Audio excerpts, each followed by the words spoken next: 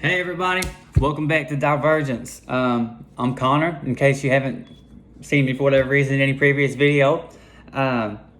Today, in this lesson, we're going to be going over toolboxes and purses. This is the second course in the 9-part course to the introduction, essentially, and the bigger idea of divergence and the total plan. So, toolboxes and purses. I chose to use toolboxes and purses as a simple, hopefully, reference for most people to understand. This does require equipment, in my opinion, to be best utilized for everything that it can be. And for one step to lead into the next or to branch off of any of these steps. That is my hope, is that no matter where any of this material gets to you at or how, that each piece can be as valuable as possible to you as well. Essentially, everybody's toolbox or purse should have a few things in them. And I'll put a picture of this as well in the description. It'll be available to you. I'll make sure that it's available. But to begin, you need to be a person or have a person interested in doing this stuff, this divergence thing. Then you should use a pen or something similar, okay? Then we'll get down to some paper, or you could call it a canvas or etc. or something similar, and a phone or a way to connect, make contact, to interact, things along those lines. There's a lot more things that anybody could use in their toolbox or their purse. If you have things that you naturally cling to, that's all this is. This is my explanation of what I naturally cling to in my toolbox. So I think it's important to also know how to leverage your equipment. And no matter what, your equipment, my equipment always starts with myself. I need to be able to use and to breathe and to be alive and to be here. So I want to start with that. We'll start with person, okay? That would be you or just a human, hopefully. But you want to start by recognizing, or I always start by recognizing.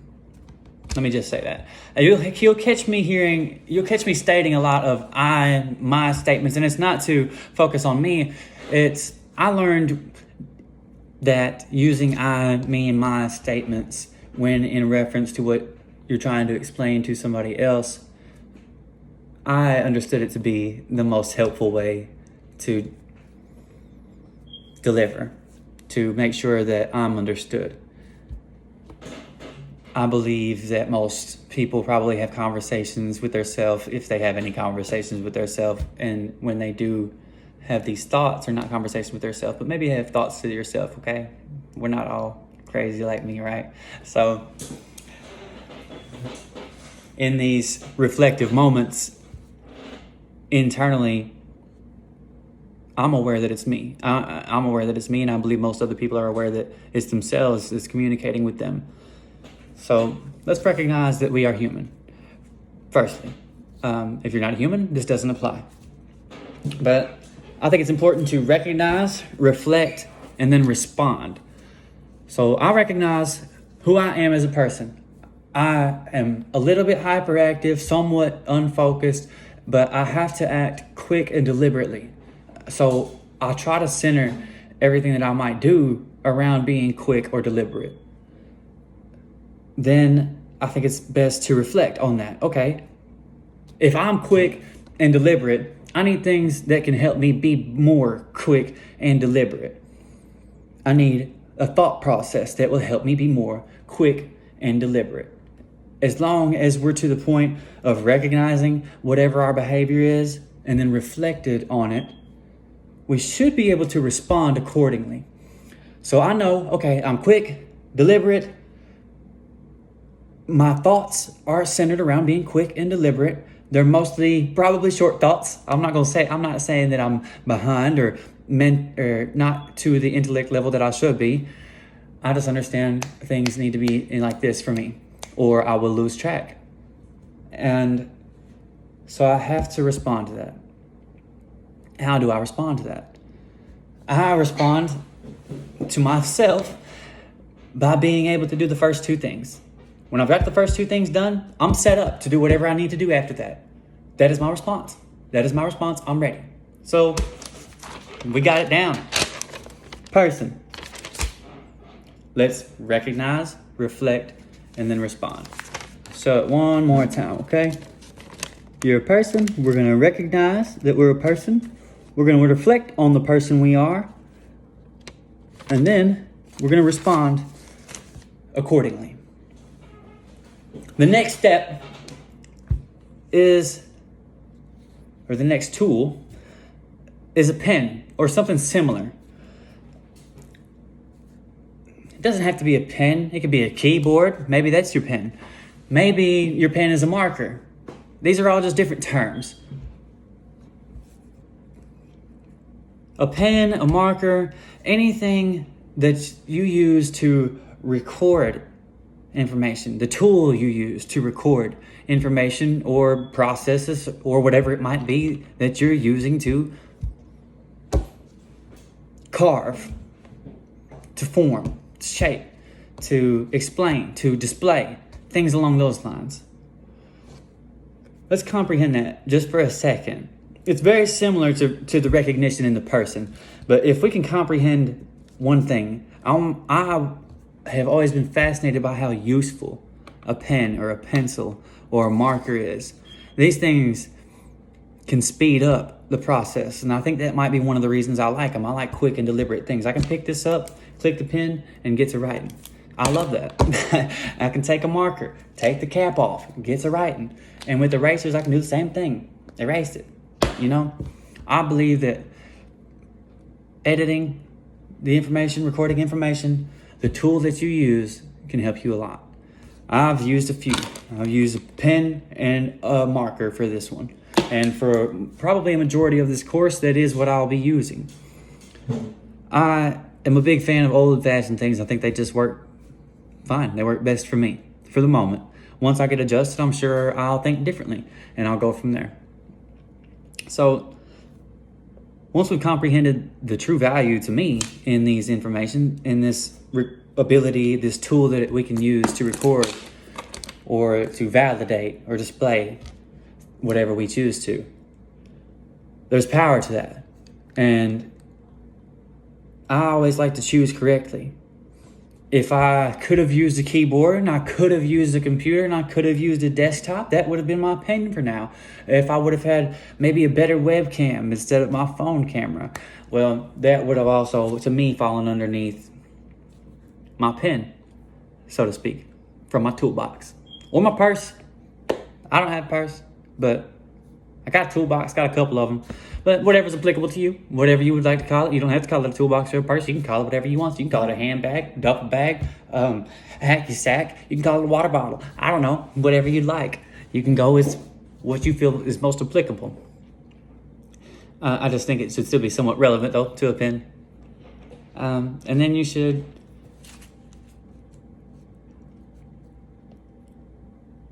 choose correctly. Like I was saying, I'll probably edit this part out, but I might not. Maybe it'd be helpful for you guys to see the mistakes as they go.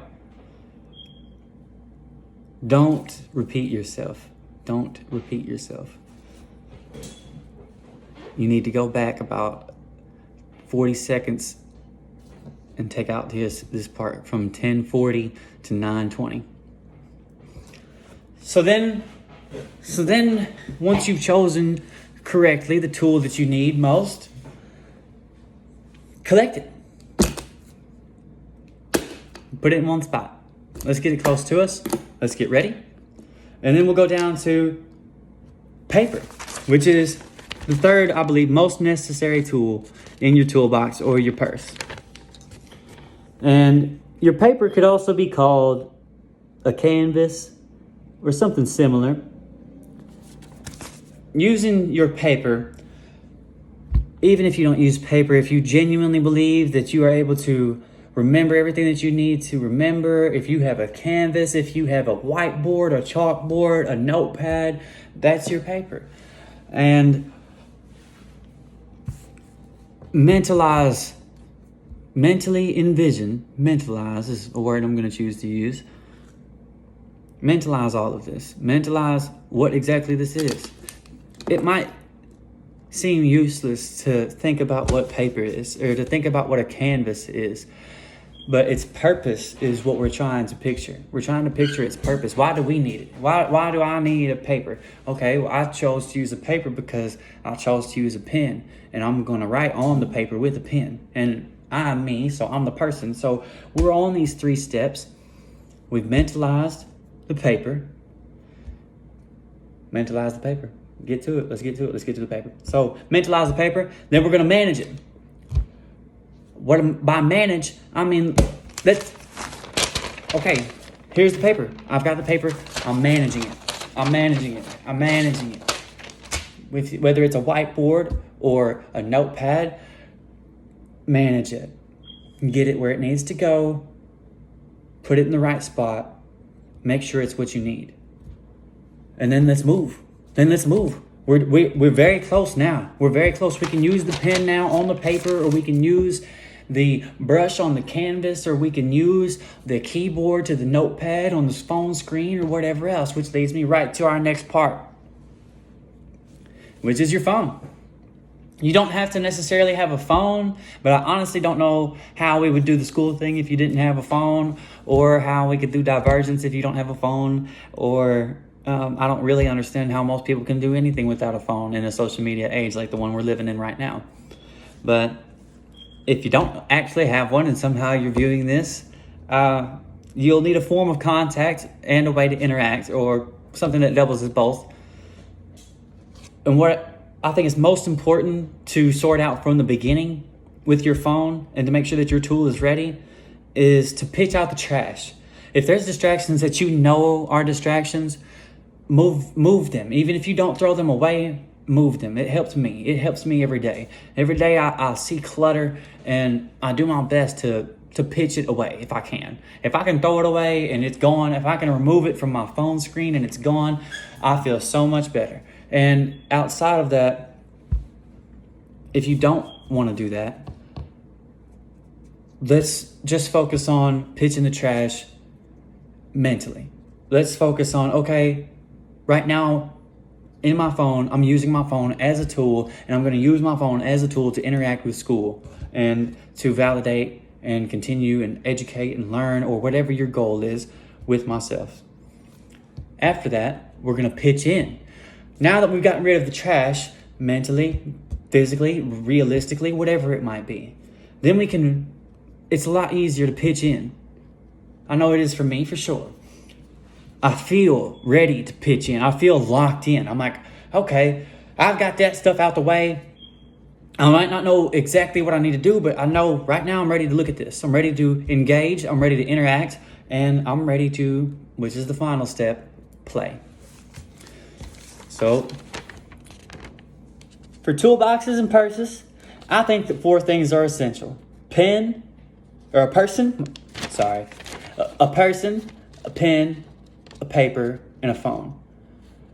And I believe that the best way to prepare these tools, or to leverage your equipment, is within these instructions here. 3 very simple tasks for 4 very simple tools. If there's anything else that I can help you guys with, I would love to. If there's any corrections I could make, I will absolutely make them, and do the best that I can to be the best that I can for you guys in school. One more time, I'd just like to thank everybody for watching this, and I hope that this has provided you some value in the short amount of time that we've been here. And I'd like to leave you guys with a note. And maybe I'll start putting this at the end of every video. I'm not sure.